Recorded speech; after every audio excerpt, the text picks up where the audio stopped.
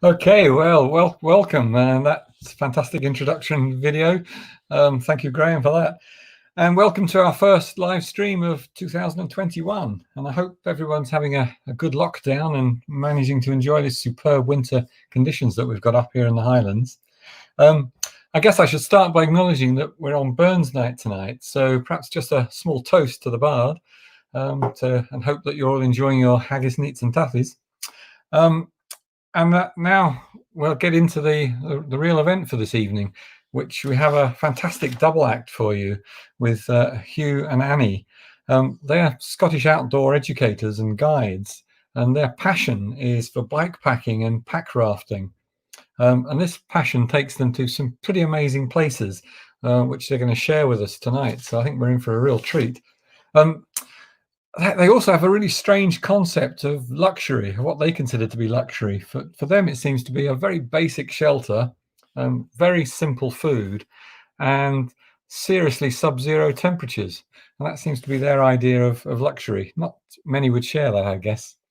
But we're in for a fascinating journey tonight. And while there's been a big growth in the last few years in oversized tires on bikes, it's still very much a kind of a minority activity. So I'm hoping that at the end of this evening, we'll all have a much better understanding of what's involved in fat tire biking and pack rafting. Just remember, while the talk's going on, you can post questions on the chat line, and so at the end of the talk, we'll have a fulsome Q&A. But now I'd like to pass you across to Hugh Oliver and Annie Lee, so they can come in and share their stories with us. So welcome, Annie, and it's over to you. Hi guys, brilliant. Thanks so much for having us here tonight. Thank you for joining us. We're really excited to be able to share this talk with so many folk rather than just our local community. So yay, COVID for once. Actually, no, let's get rid of COVID, sorry. But yeah, so we're going to sort of tell you a little bit about stuff. I'm going to give you a bit of introduction into who we are and answer the question of kind of why. Why do we want to go and do these things in these cold temperatures, I suppose. And then he's going to move on and he's going to give you all the chat about the gear, the kind of nerdy stuff that I know a lot of you will have questions about. And then we'll dive straight on into some adventure stories from expeditions that we've been on. So maybe if I can start by showing you some photos. He's going to bring those up. Yeah. Let's go. Okay, there we go. So hopefully you can all see that fine. Yes, tonight's talk is all about kind of fat biking and expedition life in sub-zero temperatures. So both of us have a background, firstly, in kind of winter hill walking and mountaineering. We both tried climbing and generally decided that winter climbing was pretty painful. Too faffy. Quite slow and a little bit scary. So after a couple of years of that, we sort of decided we needed to find other ways to enjoy winter. And winter in Scotland normally looks a bit like this. So this was January 2 years ago. January today looked very different. I passed some lovely ladies cross-country skiing, and in fact, Graham, the presenter, cross-country skiing on my bike ride today. So it looks very different, but that's quite unusual for us. So normally we just get a bit of a dusting at lower levels, and you've got to kind of go high if you want to get onto the real snow.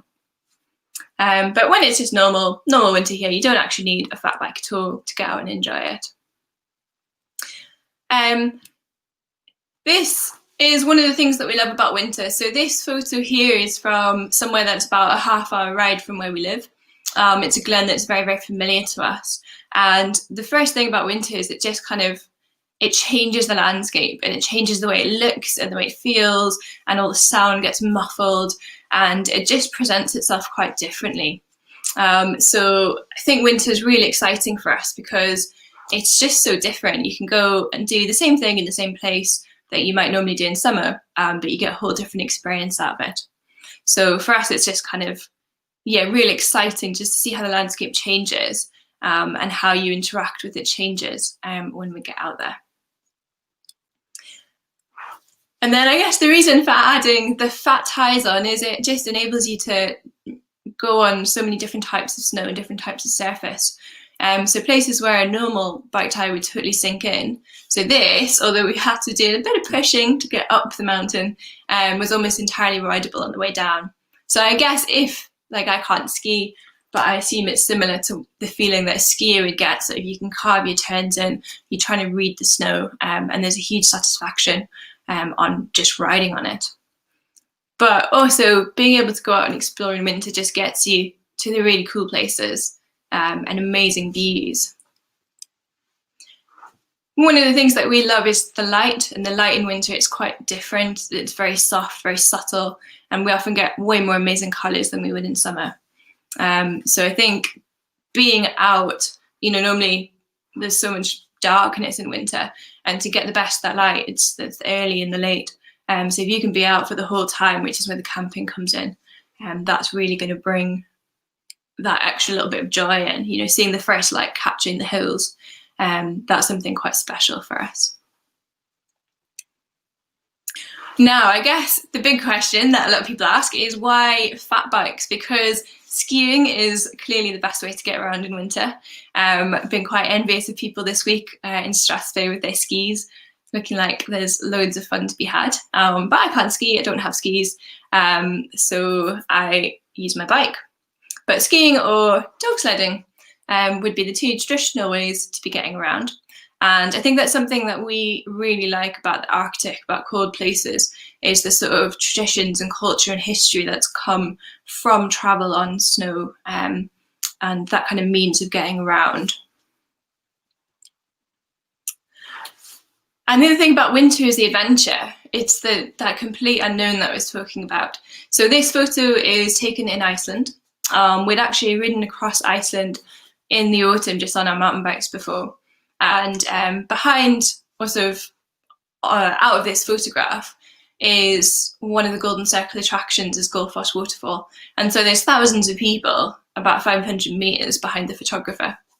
But the road ends there, and then you just got the mountains. And we were able to sort of ride away from all of the tourism, all of the chaos, and just out into this huge unknown. We didn't know if we'd be able to ride it. We didn't know what was going to happen.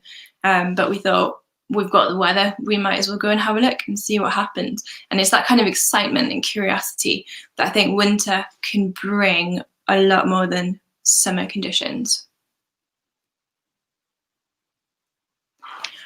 So putting this photo here, it's just, here will show you a better view of this camp spot later. But down off to the sort of right of the photo, there's a river flowing, it's all covered in ice. We've got the sun setting, and this is our first night. Iceland was our first winter trip. This is kind of our first night ever, out in the middle of nowhere on all the frozen ground. And we just didn't know what was going to happen. So I'm there studying the map, kind of wondering, will we be able to do this? Is it going to work? Like, you know, are we going to have to turn around? And it's just that kind of excitement and curiosity of what's going to happen next. And it doesn't always go to plan, but that's also part of it. So we are both outdoor instructors and outdoor educators, and we ask quite a lot of our clients sometimes, because we're asking them to do things that are way out of their comfort zone, that are really new to them and really scary. And I think it's hugely important that we understand the emotions that they're going through. So we have to go and do those things for ourselves where we are a little bit scared and we're out of our comfort zone, and it's hard, because otherwise how can we help our clients through that when they're experiencing those things? So while most of our trips, we aim for them to be mostly type 1 fun. It's not how it works out, is it? There's always going to be that element of, well, it might not work, and it might end up with you crotch deep in snow, wondering if you're ever going to get out of the snowfield. And of course, there's the Northern Lights, which we are lucky enough to see sometimes in Scotland, but they're not usually that vivid here. But that's a huge part of going north, and it's worth freezing your nips off to be able to stand up and watch the Northern Lights and watch them dance across the sky. And that feeling is just absolutely unreal, just lying there and seeing the lights move and dance. And you can put up with a lot of cold to be able to experience that. So a lot of the time when we've been planning these trips, we've been just really excited at the thought of seeing the Northern Lights. And that's been a really big motivator for us. Should be a picture of a bike. Is a picture of a bike. So I'm going to talk a little bit about the first sort of proper winter trip we did abroad. which was in Iceland. But first, I thought I'd explain a little bit about the gear that we've tended to use on these trips. Because for some of the folks, I think there might be a couple of folks watching from Alaska tonight, and it'll be super familiar to them. But if you live in Scotland, it might not be very familiar at all, and it might seem a bit strange. So I'll sort of explain a few of the bits that allow you to go to cold places and ride a bike. So this is one of the fat bikes that we use. And the fat bike bit just refers to the fact that it's got really wide rims and tyres. So obviously you can't see from this photo, but those tyres are sort of 120mm wide, when a sort of normal mountain bike tyre would be just under half of that, which obviously allows it to spread the weight across the snow. And then those tyres run at super, super low pressure. So if on a mountain bike you may be running 20 psi, would be sort of maybe normal-ish. These can run anywhere from sort of 2 or 3 psi, maybe up to 10, although that would be a bit firm, and would sort of mean you start sinking into the snow. And then obviously this is pretty loaded up because this has got about 10 days of food loaded on it, from a trip that we did to Greenland this year. As well as sort of all the sort of extra winter gear that goes along with being out in the cold. So the frame bag is the bag that's sort of strapped to the middle of the frame, obviously, and that's mainly full of food. So heavy things tend to go sort of low and central on the bike to sort of deal with that weight nicely. And then there's another bag under the down tube, which is probably full of more food, probably some peanut butter in there somewhere. And then sleeping gear, because that's a little bit lighter, that white bag that's strapped on the front of the bike is just for the sleeping bag and warm gear. And then more food and the stove and sort of miscellaneous bits and bobs are strapped on the rack at the back, as well as a foam sleeping mat, because obviously relying on an inflatable mat is maybe not a good idea when it's your only means of staying warm at night. So you've got a sort of backup foam mat that adds a bit of extra warmth. And then you can see sort of strapped on various points of the bike, there's fuel bottles, there's flasks, like every liquid has to go in a flask to stop it from freezing. So pretty quickly the bike ends up getting pretty weighed down and sort of covered in stuff. But that's just the way it is, because there's a lot of stuff that you need to kind of keep yourself comfortable. And this is the view of the sort of cockpit, which has got my favourite bit of winter gear, apart from the tyres, which is pogies, which if you've not seen them before, they're the sort of handlebar mitts. Kayakers might find them pretty familiar, and these ones are like really thick, really warm, and they've got an extra fleece lining in there as well. So no matter what else is going on, you at least know that you won't have cold hands, which is quite nice to know. And you can see like there's at least 2 flasks on there. There's a GPS on the handlebars, fuel bottles, and even a plastic pop bottle full of kerosene that some people gave us before we set off. So yeah, it's quite a cluttered bike, but it means that you can be uncluttered on your body, which is pretty nice. So that's the sort of bike setup. They are super, super heavy, and it does mean that you're not going anywhere fast, but it does mean that you can at least go. And then, so there's a couple of things when we go to really cold places that we do a bit differently to when we're camping in Scotland. So this is a camp in Scotland, and you can see just making some morning tea on a jet boil, so which is a gas canister stove, which even at this camp, which wasn't that cold, gas stoves don't really do that well. But they kind of get there in the end. They're nice and simple and easy to pack. We've got a relatively small kind of lightweight backpacking tent as well. So it's fine for a single night in Scotland. But when we're somewhere a bit colder, then we do things a wee bit differently. So this is a tent setup from Lapland. And one of the really cool things about winter, when it's super cold, is that you don't need to deal with moisture, which is kind of the biggest problem that we have camping in Scotland, because it's always either moisture from above or below or somewhere, something is always soggy. Whereas the winter is obviously super nice and dry. So when it's super cold, we just use the outer shell of a tent. So this is a high polite tent that we got from Andy at Backcountry in Aviemore. It's his fault that we got into bikepacking in the first place, actually. So if he's watching, he knows it's all his fault. And we just use a single outer skin. So it only weighs about half a kilo, and packs down nice and small. So it's the one thing in winter that actually means we can take less gear, because it's super strong, but it doesn't need a ground sheet, it doesn't need a bug net, and it's nice and roomy as well, so you've got a bit of space to spread out.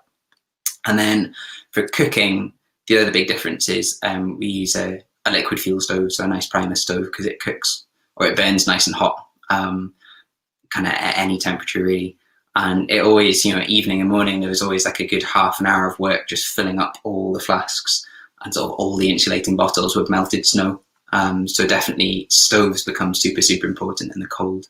And those are kind of the main differences, apart from obviously having lots of warm gear. But if you've got any questions about that stuff, just ask at the end, because there's always a bit of gear nerding to be done. It's always good. All right, I'm finished gear nerding now. So I'm going to chat a little bit about the first sort of proper winter trip we did, which was to Iceland in 2016, and it was kind of mid-March. And this is a photo from the Highlands, from kind of pretty much the middle of Iceland.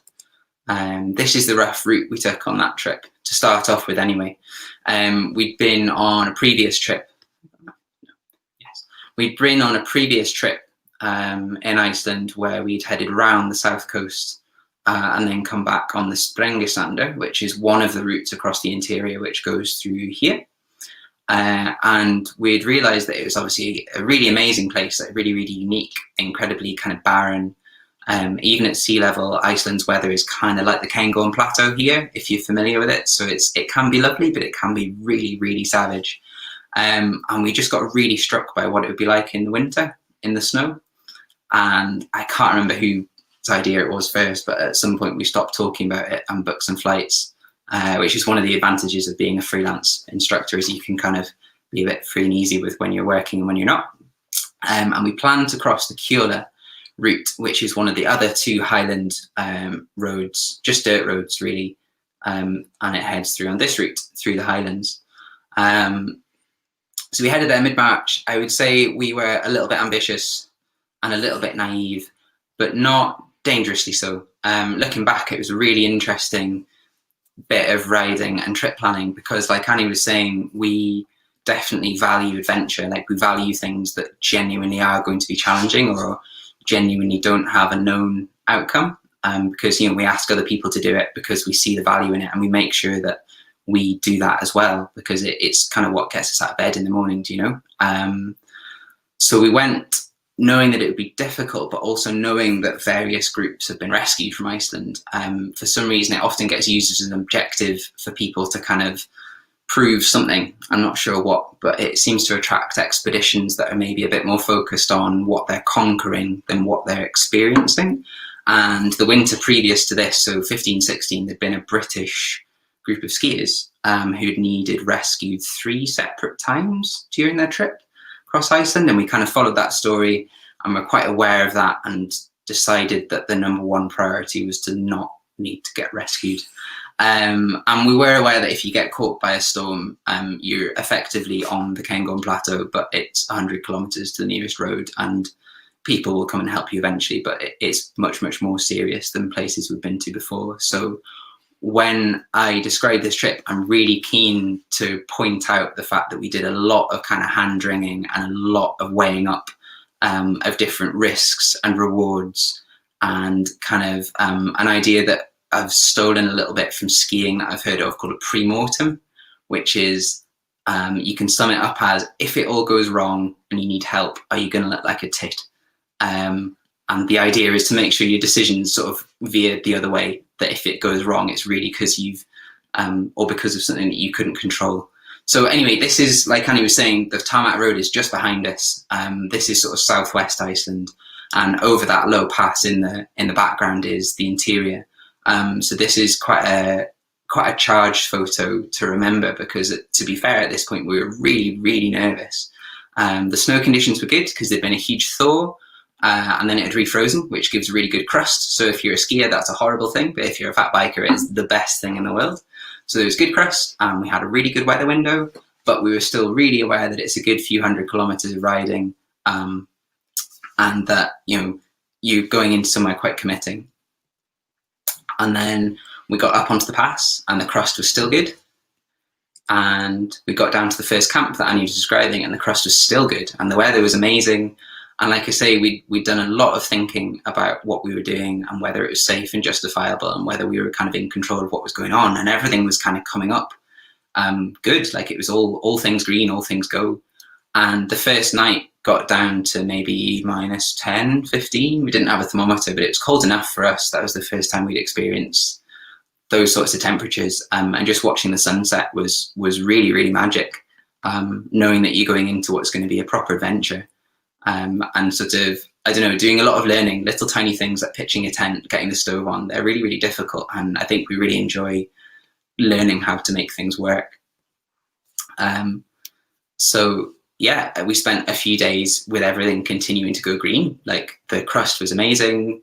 This is the Kangaluswak mountains. I think my Icelandic pronunciation is not very good, but we managed to ride through the highlands, just enjoying the sunshine and sort of pinching ourselves to realize that it was real, and being able to ride pretty much anywhere because it had thawed and refrozen. It was like this huge playground, and I think there's something about being able to ride anywhere on a bike that is really, really magical, and quite hard to, it's quite hard to recreate anywhere else. And we knew that there was a hot spring, so one of the natural hot springs was about halfway across, so we headed for that.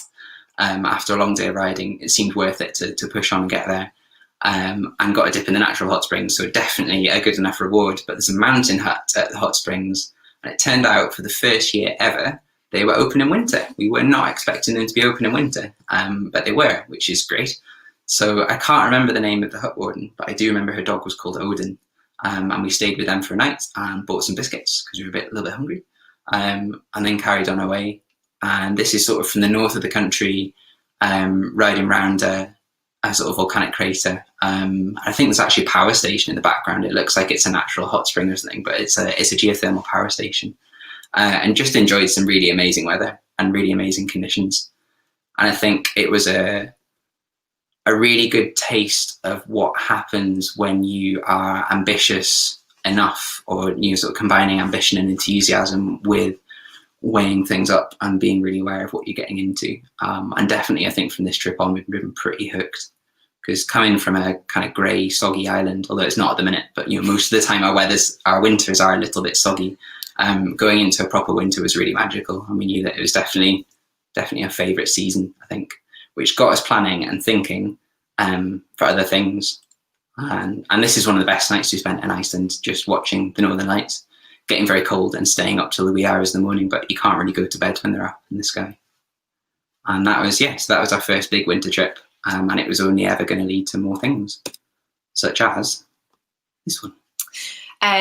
So Iceland really was the trip that shouldn't have happened. Like, it was so improbable to have got the conditions that we did with the weather that we did.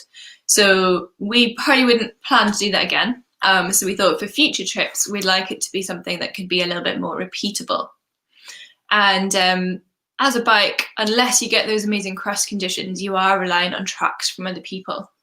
So when we're searching around trying to think, like, where can we go for our next trip, we had to look to somewhere that was a little bit less remote than Iceland, and we came up with Lapland and the Kungsleden ski trail.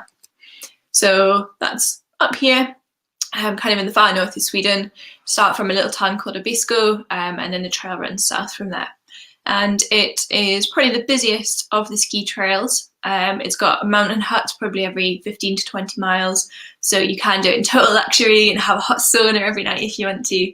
And then there were a few folks we met like us who were kind of trying to do it on the cheap, and camping every night as well. And I guess this is one of the things, like, as Hugh is saying, like, our winter, there's not always a huge difference to spring and autumn. It's just usually wet and grey. And so it's super cool when you're, like, getting on a train and some guy rocks up with a pulk to get on the train as well to go to the same place as you. And you're kind of like, yeah, this is going to be something different for us. Like, it's pretty cool. So there's quite big differences between the Kungsleden trail that we were going to ride and what we'd done in Iceland. So firstly, there was a lot more forest around, which was quite cool, all the trees. And then we were going to be riding on trail this time.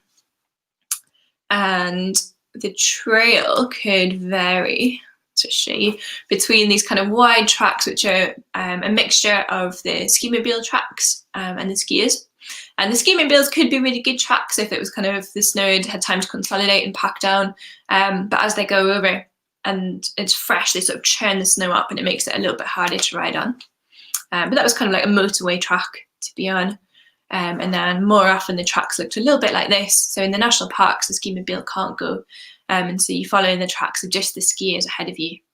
And I think we worked out that it takes about 15 skiers to compact fresh snow enough for it. A critical number. Yeah, to be able to support the weight of the bike without you just sinking into it.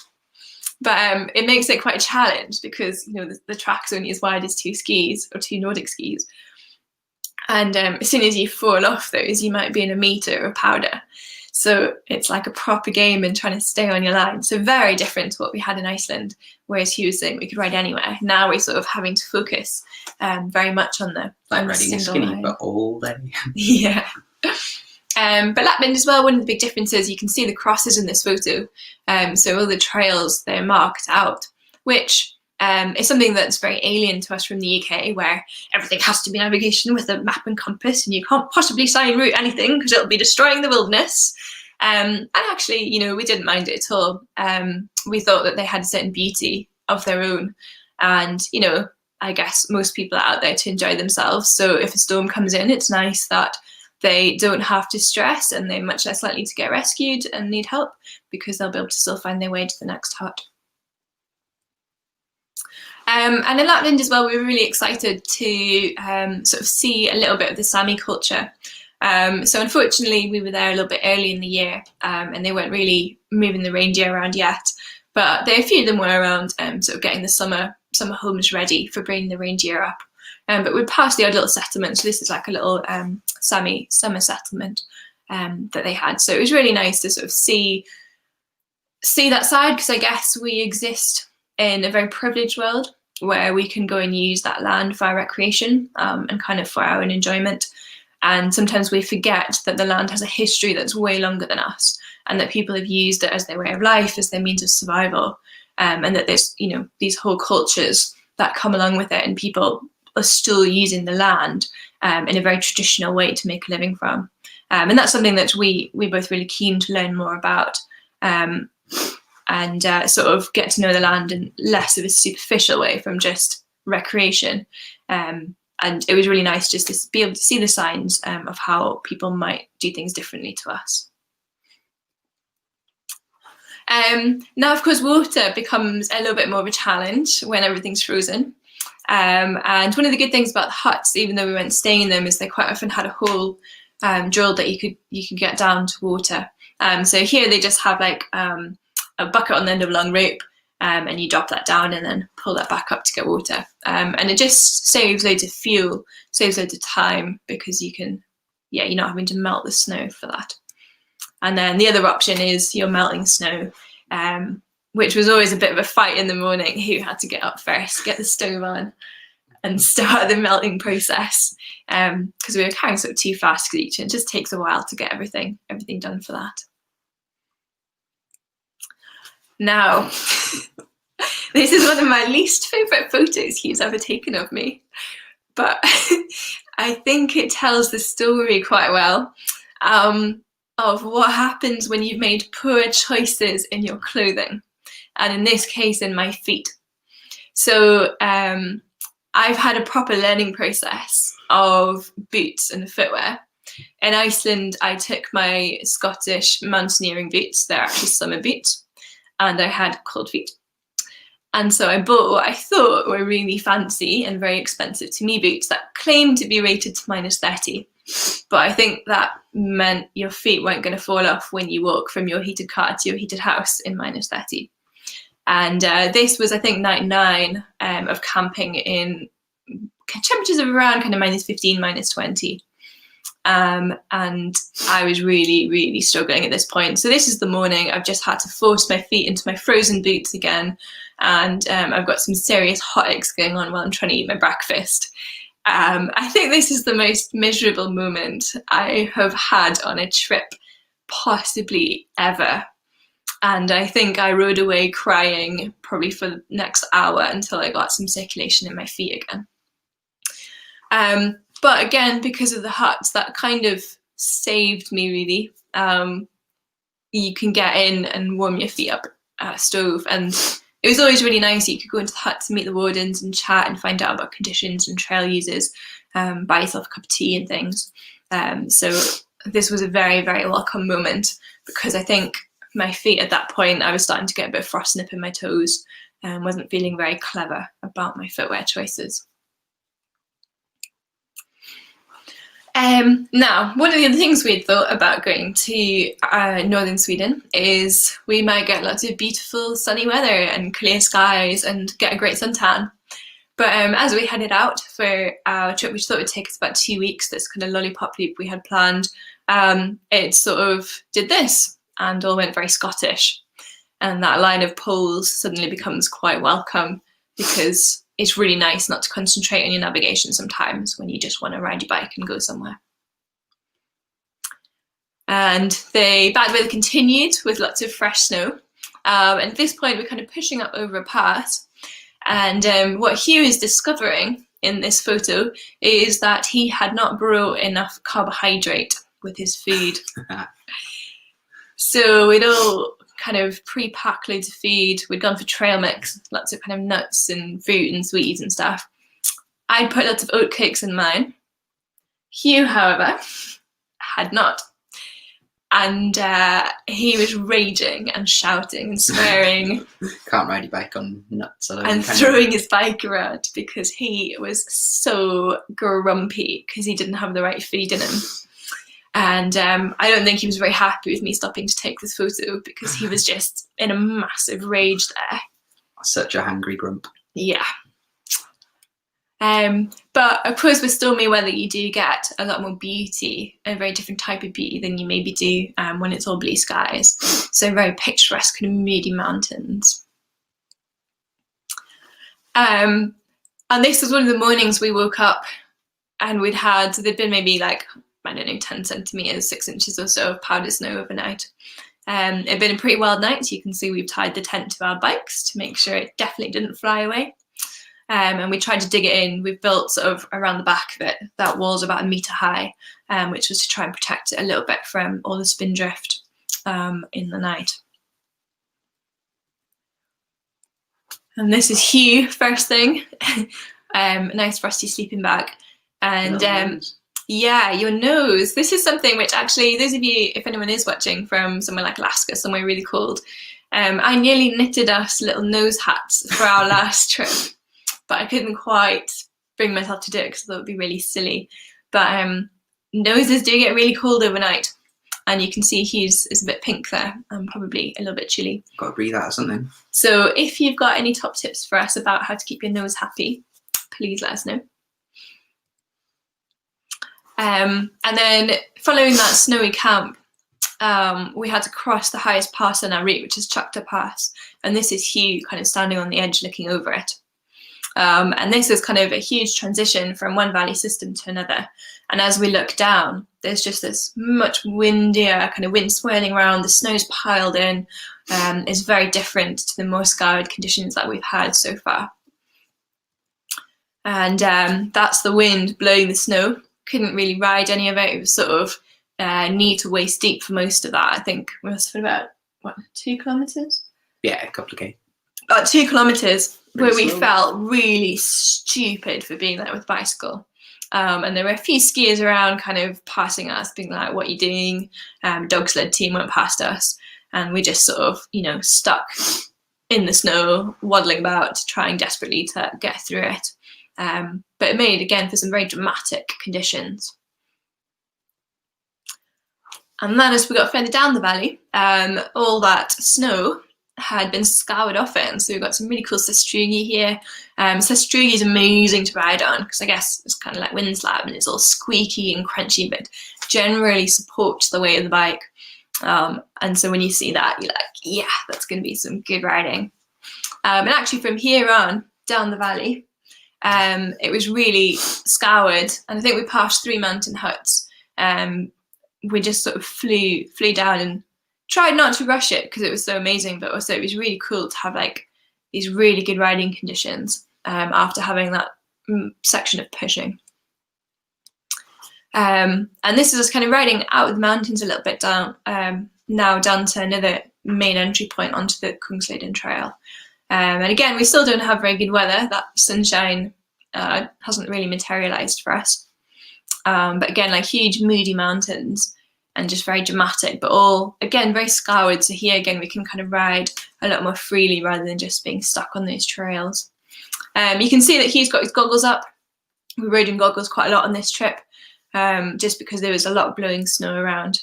It just gives your face that little bit more protection. And this is something else that was really new for us, which is some overflow. So underneath there, there's a river, and at some point there's a bit of a blockage, or maybe it's gone over a waterfall and pressure's built up, and so the water's flown up onto the surface of the ice. And we'd never experienced that until we got to Sweden. And we found it pretty scary. You know, it's quite hard to tell like how deep it's going to be. It's hard to trust that underneath it there's going to be something solid to ride on. And that's something which I think we both still have a lot to learn about, really, is overflow and how you deal with that. So that's something which, you know, again, that's maybe the next stage for us is actually learning how you deal with that, and if you have to traverse it a bit more. And this is kind of one of the final photos now. So we're riding out, and the weather finally came good. We got a couple of beautiful days right at the end. And it was just this really satisfying feeling, this route that we planned that we thought would work. But again, you don't know, will it work, won't it work? And now we're kind of riding out, a day to go before we get back to the hostel, to Abisko. And we can relax and enjoy it with a bit of sunshine and good weather. So that last day, we actually stopped early so we could dig ourselves a really nice campsite, and we could just sit and watch the mountains and watch the light fade from the sky, and just really enjoy being there, and that kind of privilege, and just feeling like the luckiest people in the whole world to be sat there, slightly too cold, but with that amazing view in front of us. And then we even got a little bit of Northern Lights on that night. Not as good as Iceland, but we're still, again, really happy that we were able to see them. Ooh, yeah, so the last trip that I'm going to talk about for a little bit is Greenland, and this is a trip from March this year, just gone. And obviously, if you followed the news in 2020, you'll know that there were a couple of complicating factors that made life more interesting, that had a little bit of an impact on this trip as well. So as we left to go to Greenland, coronavirus was a thing in China. No, it was in Italy as well, wasn't it? So it was in Italy, and people were thinking like, oh, this might be a bit of a nuisance. But that was it. It hadn't really landed in the UK yet. So this is that trip that had some bonus excitement. So this is where we went to in Greenland. You can just see Iceland there. So you can see the route we did in 2016. And then we were just about 100 kilometers north of the Arctic Circle in Western Greenland, flying into a settlement called Kangaluswak, which is quite near to the ice sheet. And that area of Western Greenland is quite different to most of it, because there is actually quite a thick band of ice-free country between the coast and the inland ice sheet, which opens up a few interesting possibilities. It's a really cool part of the world. This is a photo that I took out of the window of the plane after we'd arrived at Kangaluswak. We had taxied to the wrong bit of the runway because we'd actually been there before, the year before, and we didn't go over to the terminal at all.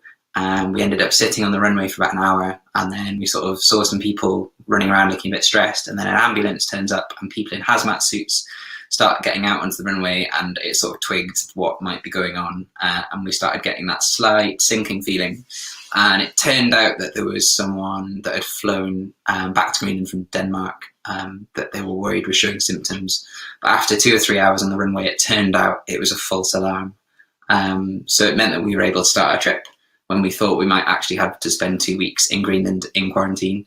But it turned out the next flight into Greenland after us did actually have someone that tested positive. So that kind of has an impact on the rest of the story. But we were unaware of this. So Kangaluswak is quite a strange place. It's just an airport. It was built by the US Air Force in the 1950s as part of their kind of Cold War defense system. And so it's not actually a traditional Greenlandic settlement. It's way too far inland to be of much use to traditional sort of Greenlandic ways of life.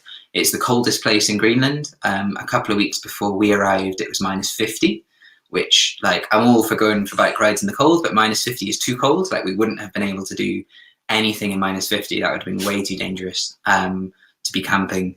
So luckily it warmed up to -30, which was achievable. But because it's not a real settlement, it has a really limited food shop, and we'd actually posted our food to Greenland about a month before, all sort of pre-packaged, because it makes it a lot cheaper. So this is our very, very battered parcel of food that we retrieved from the post office where it had been sitting. And this is the great pre-trip faff of packing, because obviously in winter you need to stay warm, and you keep yourself warm by burning the fuel that you put in your body. So food becomes super, super important to get the right things, just to get enough calories to literally keep yourself warm, not just to keep moving. So we've got jar of peanut butter. I can definitely see some caramel wafer wrappers in there because they're amazing. There's lots of oats. There's lots of kind of instant mashed potato, because anyone that knows us knows that it's our favorite for dinner. But lots of kind of fatty foods like coconut oil in everything, peanut butter with everything, like full fat milk powder with everything, just sort of double the calories that you'd normally be eating. And without going to like counting literal calories, we would kind of portion out each meal roughly, sort of saying maybe 100 grams of oats or 50 grams of this, just to make sure we were getting enough, because it's really easy not to. So we kind of got packed up. And got going as soon as we could. This is the back entrance to the airport, because if you need to get liquid fuel for your Primus stove, the way you do it in Kangaluswak is you go and hang around by the airport gate and press the little buzzer, and someone drives around in a pickup and you ask for a couple of litres of fuel, and he goes round to the fuel depot and gets you a couple of litres of jet fuel, which is really cheap. 2 weeks of fuel costs about £2 and it burns really, really hot. So jet fuel is the winner for winter fuels, in case you're ever wondering. And it's quite good for flying planes too.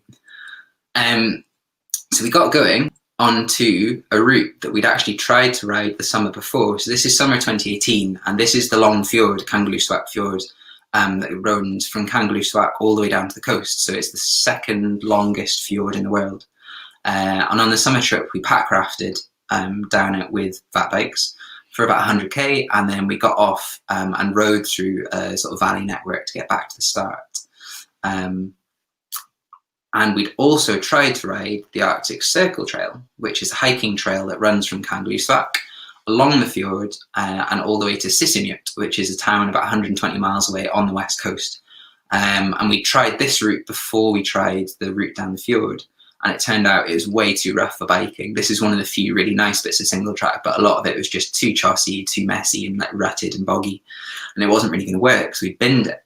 But the Arctic Circle Trail is a really interesting one because it's actually a winter route. It's not a summer route at all, originally. And it's a traditional Greenlandic route that the Greenlanders from Sisimiut on the coast would use to travel inland using frozen lake systems to get to muskox and caribou hunting grounds further in near the ice sheet. So it had this really big draw to us, where it's not just an arbitrary kind of recreational route. It's a historic route that that was really, really important to people's way of life. That also means that they probably chose quite a good route if they had to do it for hundreds or thousands of years. So having tried it and given up on it in summer and done a different route, we knew that coming back to do it in winter, it would definitely go. And that was kind of enough to get us thinking about maybe coming back. And so we did. So this photo is taken from on the fjord. This is the frozen fjord that we were pack rafting on 18 months beforehand. And it felt absolutely amazing to be back, but to be back at the exact opposite point of the year. And we probably need to say thanks at this point to Revelate. So Revelate are the company from Alaska, so they know about cold weather riding, that make the pogies and the bikepacking bags that we use. And they made this trip possible because I think, well, one of the reasons we really like them is they have an appreciation for those kind of proper adventures as well, where it's not just all going to be fun and smiles. You're actually there to go and, I don't know, test yourself and find out something new. So we set off riding down the fjord on our kind of second day in Greenland, feeling really, really, really happy to be there, and started bumping into some caribou, but just kind of soaking in the winter landscape because it's just so different. And this is one of the first frozen lakes that we hit riding on. So you can see that there's actually quite a lot of tracks on it because it is a relatively busy route, but also because that part of Greenland doesn't get that much snow. Obviously it's pretty snowy because it never thaws over the winter, but total snowfall amounts are quite low, which means that the tracks don't get buried by fresh powder, which means that it's really good for biking. And a bit like with the Iceland trip, I suppose what we feel is quite important to point out is that often with trips like this, people use language like sort of conquering or overcoming or suffering, and it's all about kind of proving yourself against something. And I think we find it really important to differentiate ourselves from that we didn't go to do this trip or any of the other trips because we wanted to conquer anything or prove our greatness about anything. It's because we genuinely actually really enjoy being out. And I'll kind of get into the reasons for that in a minute, because I know it seems kind of counterintuitive until you actually go and try it. But just being there in itself, every moment was genuinely really fun, even when it wasn't. You can still be having fun even when it's hard. So riding on the lakes was really, really good going. And this is our camp on night 1. So this is some hunters' caravans. They're like a bit grotty. They smell like the inside of a damp Scottish bothy, but they were really welcome. We did take a tent and we did plan to camp on this trip. But as luck would have it, we ended up getting to huts every night, roughly, because they were quite well spaced and the riding was good. And it was about -30 the first night. So any little bit of warmth you can take is really, really good when it's that cold. So we ended up staying inside every night. We actually didn't camp, which was nice, not complaining at all. And then we spent several days riding through scenes like this, and it's kind of, the frozen lakes are obviously flat, and the fat bikes are so heavily loaded that they're never too slow, but they're never too fast either, and it's kind of monotonous. But what it means is that you don't really need to concentrate on the biking too much. It's such a kind of big landscape that it felt like you needed all day to just sit and pedal and soak it in, and it felt like you could watch a hillside for a few hours, and that was fine because the view was kind of slowly changing all the time, but it's also still the same thing. You know, it would take hours to cross a single lake, and so it was a weird kind of rhythm to get into for days. Everything felt very, very simple and slow, but it was always interesting. And we did see a few sled teams getting about. This is probably a tourist group, I would guess, but there are hunters, and you'd see them on skidoos and even quads as well sometimes, because the track was pretty firm. So we did see a few folks around, and one thing that was interesting is no one asked us what we were doing. Normally on a fat bike, people come up, it doesn't matter where you are, if you're in Scotland or anywhere else, they'll go, "Oh, what are they big fat tires for? Are they for the snow?" And kind of ask why you're bothering. But it was interesting that folks there were just kind of given maybe a little nod and a little wave, but it's pretty obvious what you're doing and why you're there. And maybe they've got a job to do, maybe they're just out for tourism, but they're enjoying it too, which kind of felt quite nice. Maybe we're just shy. This is a caribou antler. Yeah, just several more days of riding on tracks and soaking in different scenes, and sort of seeing familiar things from the summer trip as well, when there's caribou antlers all over the place because things rot away so slowly on the tundra.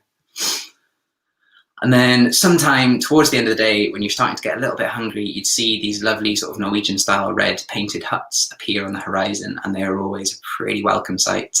And I think at this one, we actually met a British guy, the only other Brit that we met. He skied in with kind of loads of expedition gear, and he had a big high-powered rifle on the back of his backpack, and we kind of asked about that, and he said, "Oh, it's for the polar bears," because apparently the summer before, a polar bear had been reported in that area. Although one of the reasons we went to this part of Greenland is because there are no polar bears. So he was taking the polar bear threat very seriously, and he sort of cradled his weapon, he called it his weapon, and told us that it wasn't safe. But obviously, if you are a polar bear and it's winter and you're in the tundra, then you're doing it wrong. You should be on the sea ice further west. So I think realistically, from chatting to Greenlanders, we knew that there were not going to be any polar bears in winter. They just sometimes pop up in early summer because they've drifted down on the ice. But he seemed very happy to have his gun to clean, so that was good. And then the route was pretty efficient overall. Most of the time it followed lakes, so it's pretty flat, but every now and then there are a few steep climbs like this one to push up. But it's good, warms you up. And it followed some amazing geographical features as well, like this sort of obvious fault line in the rock. And then, so the real interesting thing about the trip was the cold. It hovered around -20 in the days most of the time, which sort of gives you the lovely frozen hair and kind of frost on everything. And you can see Annie's kind of got pretty red cheeks. So obviously most of the time we had sunglasses on to keep the sort of glare of the sun off our faces. But it can mean that you have to pay really, really close attention to what's going on with your skin. So you can see the sort of bits of frost on my skin, which is not ideal because skin is not meant to be frozen. And you do have to be super careful with things like that, because first you notice a little bit go numb, but then you can't tell if it's getting any colder. So we did quite a lot of just general swapping around of layers, and maybe cover things up for a little bit and then cover it again. And the big sort of risk that you have to manage is obviously you have to breathe somewhere, and every time you breathe out there's moisture, so you can see that moisture going onto my clothes. And if you do try and breathe through, say, a face mask or a buff, that just gets wet and then it freezes solid, and you're never gonna, you might thaw it out, but you're not going to dry it, so now it's wet for forever. So there's a constant kind of dealing with moisture and managing that. And this is one morning during breakfast time in one of the huts. So this was another pretty cold morning, and you may be wondering why I look so miserable. I don't think I was that miserable, but it could be a little bit miserable in the mornings, because the cold just gets everywhere. It's something that you really can't escape. And I think if you're used to, when we were used to Scottish cold, of kind of like, you know, -3 is a cold morning, and it's kind of cold if you don't wear enough clothes, but it's not really that hard to keep yourself warm. Whereas when it was kind of -30, if you pop outside, even dressed in all of our clothes, like big insulated over trousers and a big down jacket and everything else, you still feel it instantly. It's straight away, you can feel how cold it is, and you don't feel it in your feet or your hands, but you kind of feel it in your chest straight away. And I think there was this constant, it's a really strange feeling to be constantly aware that if you get something wrong, it will go a lot more wrong really, really quickly. Like, the things that are keeping you alive are relatively simple things. It's the fuel in your stove, and the fact that your stove works, and the fact that you're able to sort of keep moving. And that's not to say that any of it was unsafe. Like, it was all good, and you know, I think we're quite good at making those decisions and planning, and none of it ever felt sort of sketchy. But it's a really weird feeling knowing that the sort of barrier between you being fine and you really not being fine, it sort of always comes down to your decisions. And all through the day, you're making kind of little micro judgments to keep things on the right track, like maybe just making sure you don't sweat, taking off that extra layer so you don't get too hot and get it all sweaty and wet and therefore get cold. And all those little things that are hard, like it always being cold and everything being difficult to get water, those are also the things that make it so good, because you're constantly engaged with what you're doing. You can't ever really get distracted. You definitely can't get bored.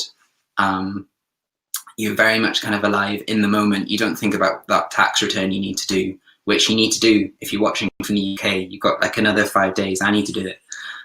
You're not thinking about that. You're just thinking about, have I got enough clothes? When did I last eat? How much warm water have I got left?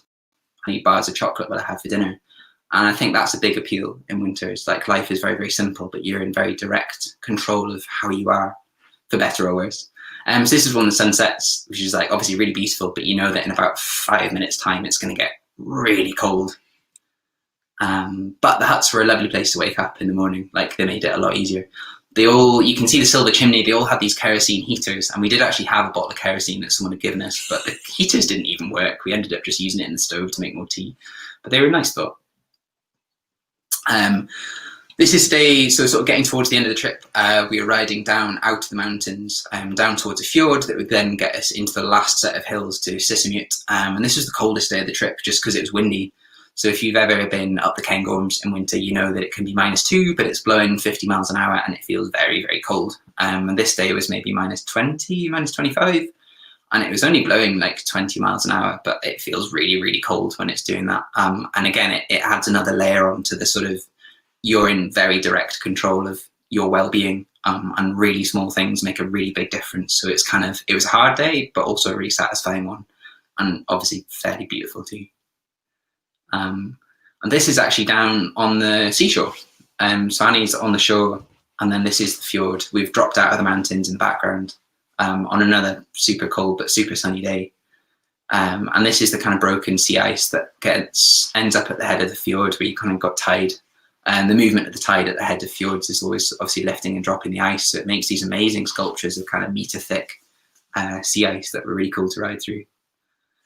And this is what I mean when I say that the journey we did wasn't remote by Greenlandic standards. Like, to Greenlanders, we were riding on the highway. Like, it's what they use to get into the mountains to go hunt or do whatever they're doing. And I think we were aware of that, and it didn't diminish the trip. It made it better. I liked being somewhere that people actually used. So this is a dog team heading out in the morning to one of the huts on the far side of the fjord. Some folks were out hunting ptarmigan, so they're another familiar one from Scotland or anywhere else northerly, because there is a really interesting mix of kind of modern elements, but also traditional kind of subsistence hunting in Greenland. When we were there in the summer, we'd seen a load of whale meat at the market that had just arrived, and it was really exciting news, so everyone came to buy their whale meat, which again is a really interesting thing to observe and be part of. And this is one of the dog teams sort of just approaching Sisimiut in the background, so you can actually see the Davis Strait and see the sea, because that far south on the west coast, it doesn't freeze because you've got a warm current coming north from the Atlantic. And this is the edge of Sisimiut. This is Dogtown. Obviously, they don't like having all the sled dogs near to the houses, so there are hundreds and hundreds of sled dogs just sort of milling around, waiting to go out. And it was cool seeing dogs not used as pets, but used as working animals, so well looked after, but because you need to look after them to make them useful, rather than just as a kind of spoiled pet. And this is Sisimiut itself. I think we have a lot to learn from Greenland. Can we paint all our buildings different primary colours? Like it was really beautiful. It could be the sort of municipal power plant, but it still looked amazing when it was bright yellow.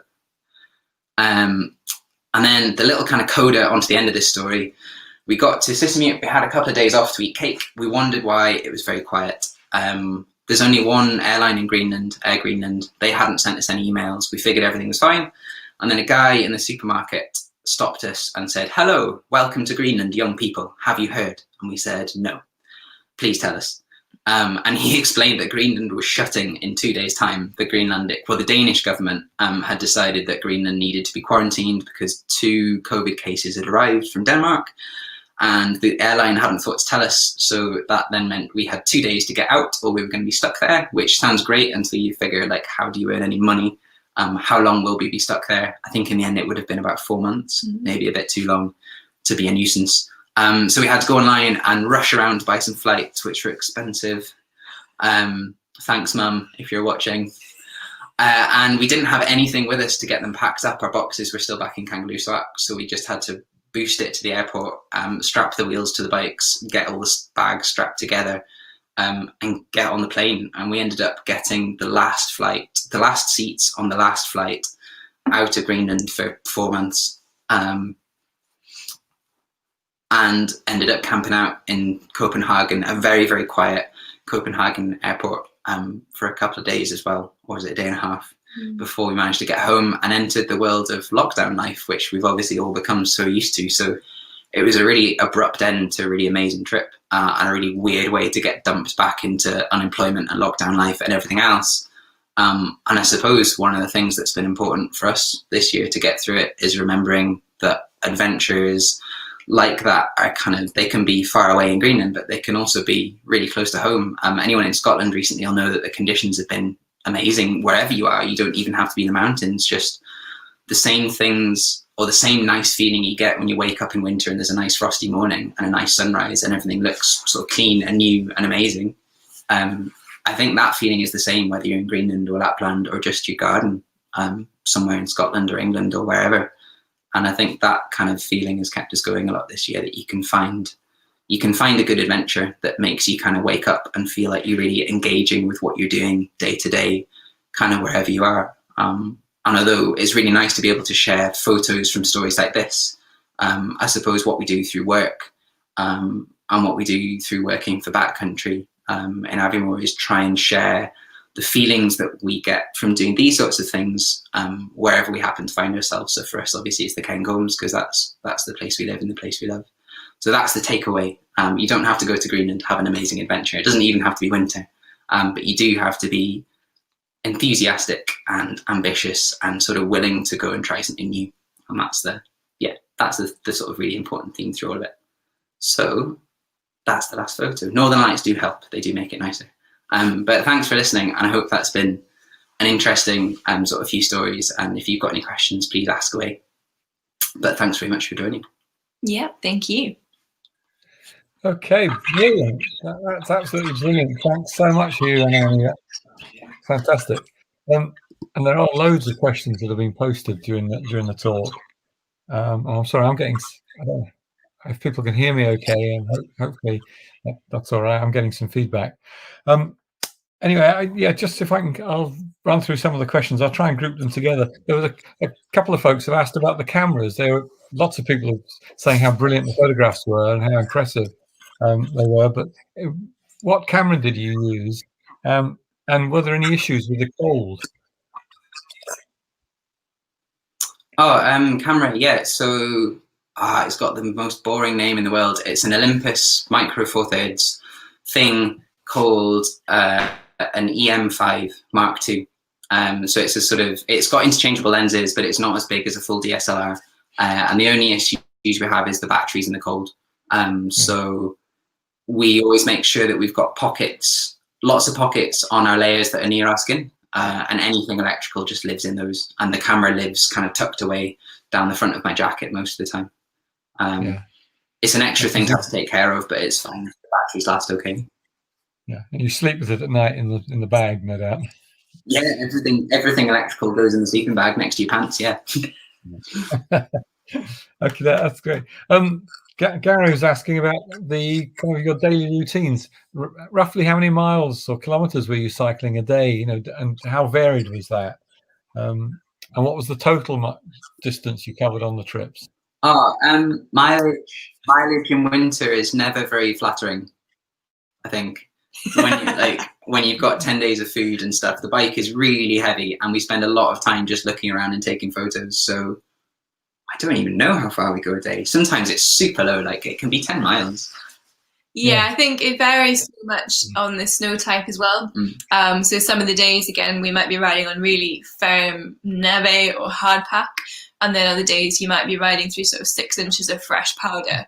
And that's going to have a massive effect on how fast you can go and how far you're going to go. Yeah, I think we did 70 kilometers one day in Iceland, but that was with a tailwind and some really nice hard snow.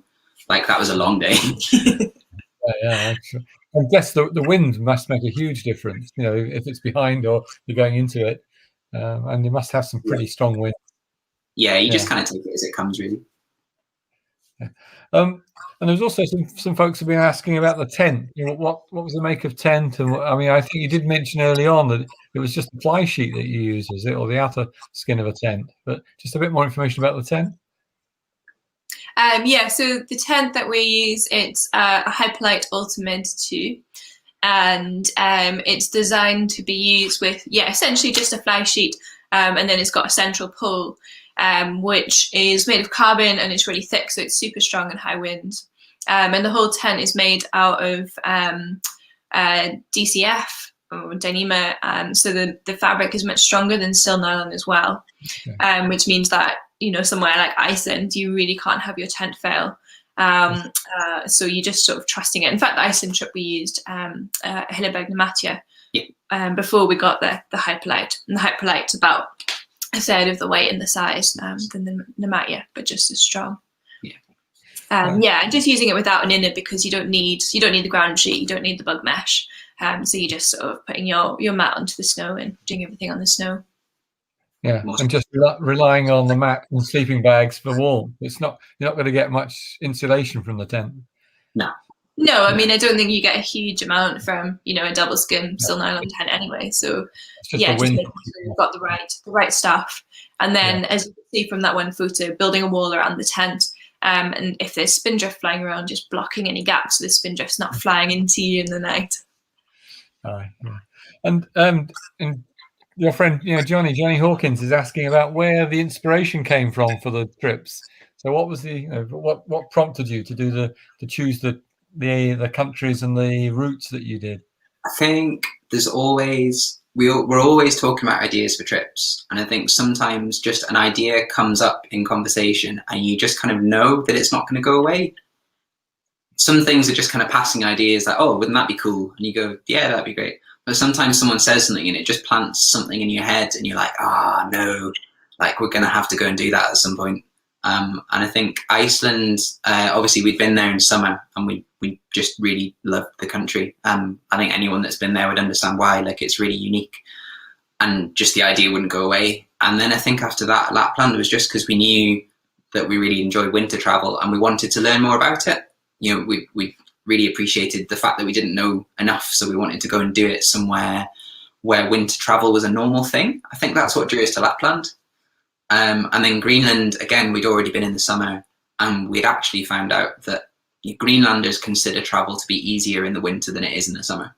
And to be honest, I think they've kind of got a point. You know, the consistency of the surface is really good. The weather is really dry. It's just cold, but you just need to wear more clothes. So it's kind of relatively easy to overcome. So I think, but the starting point is always just one of us will say something and you go, no, like we are gonna have to go and do that now. We can do that. For better or worse. That was interesting, your comment about actually not a lot of snow in Greenland, so you wouldn't have had lots of deep powder snow. It was no, it depends on the area. Yeah. Did you know that before you went?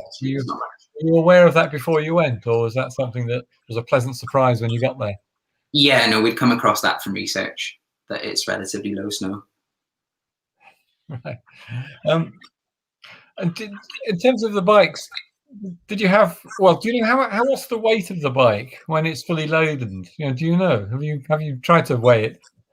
They must be they're quite light because there's no suspension. It's only the tyres and the rims that are heavier. Right. So they must, like 12 or 13 kilos for the bike and maybe 20 kilos worth of gear. Yeah. We don't really know. We just take what we need and it weighs what it weighs. And did you have any mechanical problems? I mean, I can imagine trying to fix things when it's -30 and you've got 20-mile-an-hour gale blowing, spindrift in your face would be a challenge. I mean, did you have any mishaps, any broken forks or any damage that you had to sort out? No, I think we're very careful to prep the bikes in advance and make sure everything's working. With the fat bike, it's fully rigid, so you don't have any suspension to worry about. And then just being really careful that you're not going to damage your mech or anything, because that's kind of the main thing that could go wrong. You're very unlikely to get a puncture when you're riding on the snow, so that's Okay. Well, and somebody who's it? David White was asking about studs in the tyres. Presumably, yes. Did you have studs? The most recent trip we did, we have had studs. Mm-hmm. On our Lapland, we had studs as well, but we didn't really need them. They're nice to have, but it depends on where you're going. If it's somewhere that never thaws out, then studs aren't particularly important. But at the minute around Rothiemurchus and the Cairngorms, there's been a bit of freeze thaw, so there's loads of ice. And studs are really nice. They don't mean that you don't slide around, but you kind of slide around predictably, so you've got a chance at least. Okay. Yeah, more peace of mind. Yeah, Michael O'Dower, he's asking about the Lapland trip and the Kungsland trail that you did. How much of that trail did you cycle, and where did you exit from the trail? How did you leave it? So I saw his comment there. So we rode the Kungsleden in from Abisko down to Kebnekaise, and then we made a lollipop loop. We rode back up Vis to Sagi Valley, and then back over the next call to rejoin the Kungsleden at Alisjorahat, and then rode back to Abisko from there. Yeah, I think it was 200 miles. Yeah, so it made like a lollipop loop. Okay, that's cool. Joshua Skeets, I don't know if you know him, but he's okay, be honest, chaps. What's the balance of type 1 / type 2 fun on these trips? That sounds like it's a question you'll understand more than I do. Well, so I suppose if anyone doesn't understand, type 1 fun is when it's just fun. Type 2 fun is when it wasn't really fun, but looking back, it was kind of fun. And type 3 fun is where it wasn't fun then, and it's not fun now, and you never want to talk about it again. We don't talk about type 3. I think there's more type 1 than people think. There's always going to be some type 2, but I think there's a lot of type 1.5. I think there's a different type of fun. And I think type 1.5 depends on your mindset. I think it depends on how you look at it. It can be hard, but if you kind of, it's hard, but it could be worse, and I'm still kind of having fun, you can look at it and go, well, this is great. This is what I signed up for. And then it's fun. But if you just dwell on, it's cold, then it becomes type 2 and you're sort of less likely to have fun. So I think mindset has a lot to say about it, but I think also you have to sign up for some stuff not being 100% fun, but it's worth it overall. So the short answer is probably 80% type 1, and then the rest a mixture. Actually, I think type 3 is probably the photo that I showed you that I said I hated. That moment in that morning. But yeah, type 1. Yeah, that's great. That's brilliant. And Amy's asking whether you took any rest days. Did you have any days off? Presumably you'd just be cold in a rest day. Yeah, so we always plan to have time to take, half a day off. And in fact, we do often have sort of, we might finish in 3 in the afternoon rather than 5. And that's kind of like our rest time. Because, yeah, as in winter, you can't really sit around getting cold. And generally the snow's too deep. You can't just walk about everywhere. So you can't really explore that much.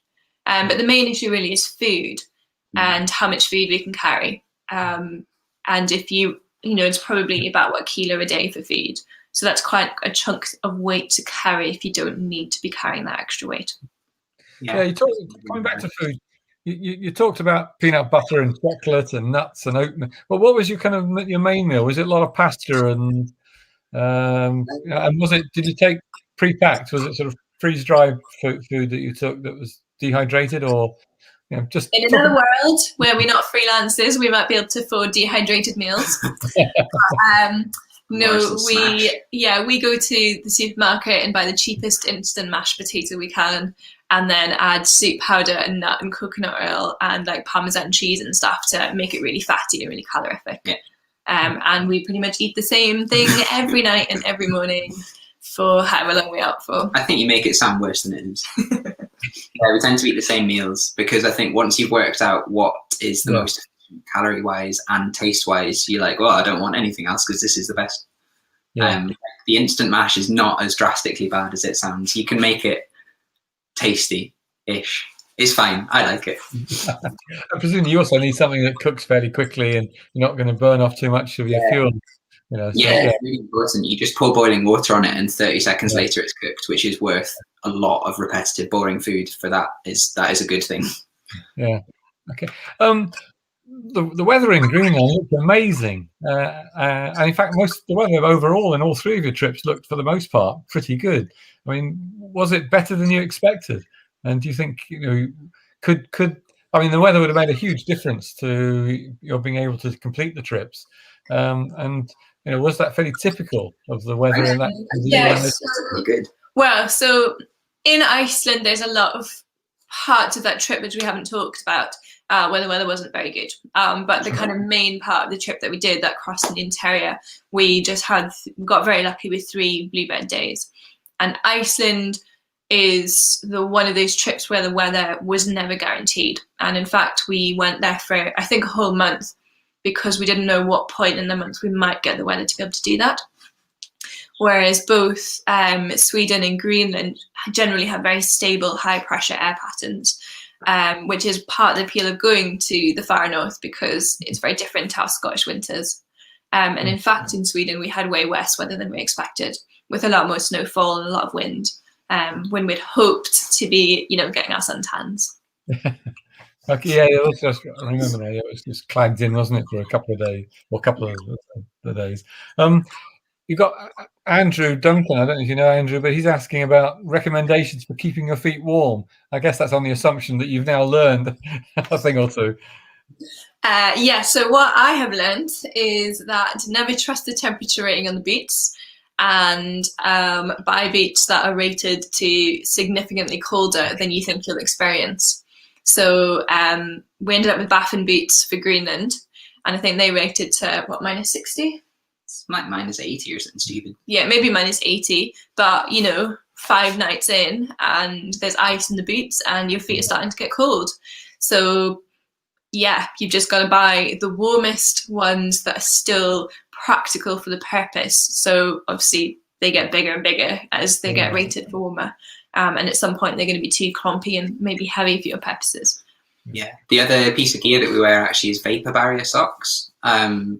So they're literally just that like impermeable socks. They kind of look like a dry bag, sock-shaped dry bag. And you put on a really thin kind of sock next to your skin, and then basically these plastic bags, and then your warm socks, and then your boots. And the idea is obviously your body is always producing moisture.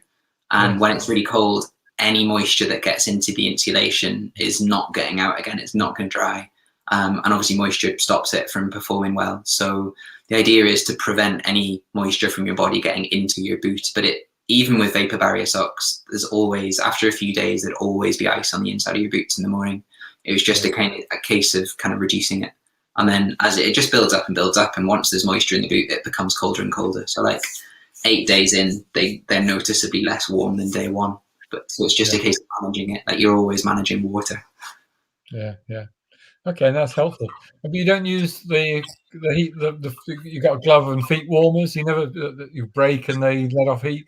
Do you ever use those? We carried them in our first aid kits, but we didn't use them. Yeah, emergency. Yeah, because they're only temporary, aren't they? Yeah. They don't fix the problem. Yeah.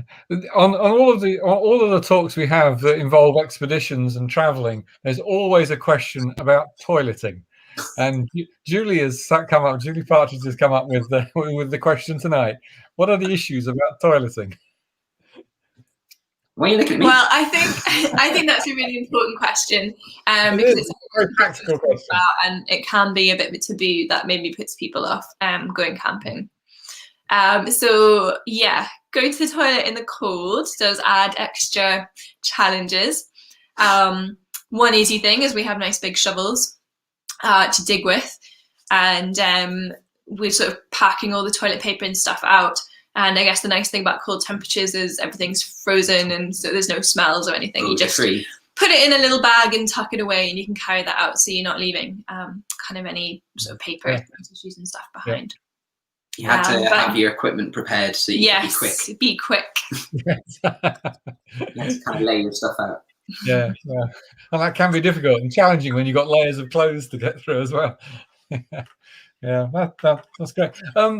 Just nothing to do with the trips you've been on, but what I have noticed up in Cairngorm the last few days is big fat tired bikes going up, cycling up the ski road to the car park, and some of those have been electric bikes, with folks with their snowboards and skis on the back. Do you have any thoughts about electric fat tire bike? And I wouldn't have really seen the point. Like a fat electric bike specifically, but actually this winter is the time to have one to like lift electric bike access skiing. That's great. Yeah, that's pretty cool, isn't it? There's guys going up there to the car park on their bikes without having with some assistance. Yeah, we were all struggling out with our skis and our skins. Yeah. Okay. Well, I think we've covered all the questions there. Oh, hang on. David Crowther's just popped up with an interesting one, actually. Yeah. Did you have much interaction with any of the locals on any of the trips? Did you get a sense of being able to kind of exchange thoughts, views, ideas beyond what on earth are you doing on a bike? Questions.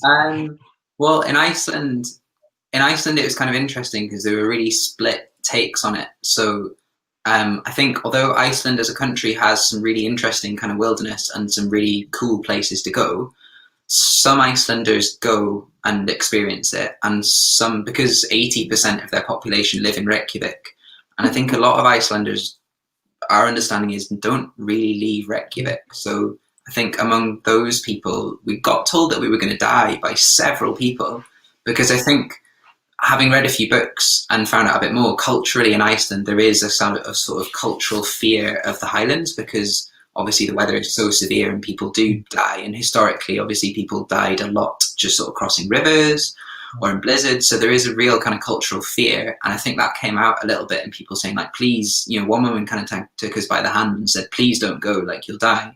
And then among folks that do visit the Highlands, they would sort of say, oh cool, what's your plan if the weather's bad? Oh right, cool, that sounds fun, like have fun. And they just thought, oh, that's interesting. So that was really split. Yeah, in Sweden, obviously we'd hoped we might sort of see the Sami out and about, but yeah, we were there too early in the year. They weren't moving the reindeer into the Highlands yet, so we didn't really meet any Sami, unfortunately. And then in Greenland, I think our problem is we're very shy, both of us. So I had actually arranged to meet a couple of women who are native Greenlanders who run dog sled teams, and I'd arranged to meet them and chat to them about what life was like. But our very quick exit out of the country, unfortunately, put me to that. So that was quite disappointing to sort of miss out on chat to what would have been some very interesting women. Yeah. Okay. I got a late flurry of questions. I got on the logistics.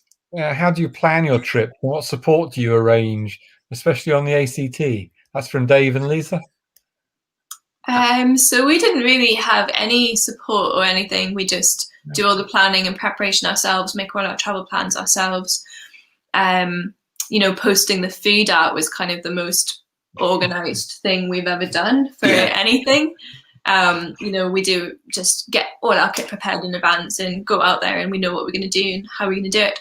And we usually try and meet some locals when we first get there and chat to them about conditions and just get an idea of, is our plan feasible, or are we just being idiots? And then, we just go and do it ourselves. Yeah, I think it's quite important for both of us to be self-supported. It's as a kind of style thing. I think it's not just, we can't afford to do this or that. I think both of us would rather do an easier objective or like a less complicated objective, but do it ourselves. And I suppose it kind of feeds into kind of authenticity. I don't know, there's loads of different things in it, but it's quite important for us. I think just what we enjoy is the satisfaction of, can we look after ourselves and do this for ourselves? And that might mean a smaller trip or a less exciting trip than somebody else would do, but that gives us the enjoyment that we want from it. It's yours. It's your accomplishment. I get that entirely. And I guess the adventure and conquering. Just like, I suppose what I'd said about Greenland, like we're there because we enjoy it rather than needing to wanting to kind of conquer something. So it means that that becomes more important than what we actually do. So self-supported wherever possible. Because it's cheap. Katerina's just got a couple of questions to finish with. One is, did you get any skin infections with the cold weather? No. No. Lots of lip salve. And not to get frostbite. Again, just trying to really look after yourself to prevent any problems from beginning. We didn't have any issues.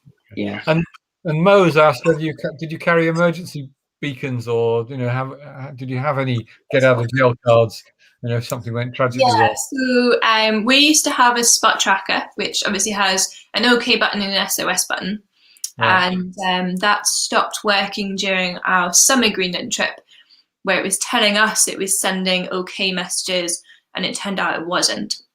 And when I got in touch with Spot after the trip, they said, "Oh well, tough luck, you'll have to buy another unit." No interest in the fact that their unit had potentially put us in a very life-threatening situation. So we've now switched over to a Garmin, which seems to be a much more useful unit, as well as being a little bit cheaper and a little bit more reliable. So it's a Garmin InReach. So same thing. Right, that's good. And then finally, this is a sort of very apt last question. Do you have any thoughts about a next trip once the pandemic is hopefully behind us? Well, I think this year has probably done the same for us as it has a lot of people, and it's made you realise that, like I was saying at the end, you can have a pretty cool adventure here in Scotland. There are definitely still things we'd like to do here in Scotland. Like we did a pack rafting and fat biking trip in the Hebrides a couple of years ago, just trying to circumnavigate the islands. So obviously the sandy beaches on the west are really good for fat biking, and then the boat allows you to hop between islands and get up the kind of rocky east coast. So I think we'd love to go back and do that again. I think we're both just a little bit aware of maybe how the vaccines are playing out across the world, and it might not feel, even if we are technically allowed to travel later this year, maybe morally or ethically that won't be the best thing to be doing. So we sort of expecting to be staying within the UK this year. Maybe we'll be able to get to France or Spain, but maybe not. And then hopefully, as all countries get vaccines and everybody is sort of able to travel a bit more again, then we might think more about a bigger international trip. It's definitely premature at the moment, isn't it? We're privileged enough to be able to do stuff, but it would feel even weirder to be traveling in a country where they don't have a vaccine. Even if we had it, that would be an odd one. I think. No, I absolutely I'm with you on that. Okay. Well, I think that's been a really good mix of questions, and it's and loads of it have postings of how much people have enjoyed the talk. So thank you immensely. It's been fantastic. It's been a subject that we've not had before, and it is. So you don't. 2 or 3 years ago, you never saw fat tide bites, but now they are. You're beginning to see more and more of them. So I imagine in 3 or 4 more years' time, they'll be all over the place. So I think you're at the beginning of something quite big here. So, but it's been a really good talk. So thank you so very much for agreeing and offering to be with us tonight and do that. Yeah, brilliant. Yeah, thanks for organising, and thanks very much for everybody who's listened to us waffle away. Yeah. Okay, so with that, can I just remind folks that if if you did want to make a donation to the hall, then there's a GoFundMe page, and you'll find it on the hall website and on the emails that and it's popped up on the screen now by magic. So if that does appeal to you, that would be wonderful. And we want just a reminder that we've got more live stream events coming up. So every 2 weeks from now through to the 8th of March, we've got some really good speakers lined up. And in a fortnight's time, it's Steve Mason, who's done an incredible trip on his motorbike from the southern tip of Patagonia right through to Alaska. So that should be a hugely entertaining and interesting trip to find out about. So I hope you'll be able to join us in 2 weeks' time, and do tell your friends and family. And it's great looking at the comments tonight. We've had people viewing from all over the place, from America, from all points in Europe. So it's not just from the boat of Garten and Strathspey. So it's great to welcome you all to these talks. It's been a wonderful night, and thank you all very much. And thanks also to Graham, who you don't see, but Graham is our expert who keeps this whole technology going for us so that we're able to do these presentations. So thanks, Graham. Thanks to Annie and to Hugh. Thanks to you all for being involved and watching, and I hope we'll see you again in a fortnight. Good night.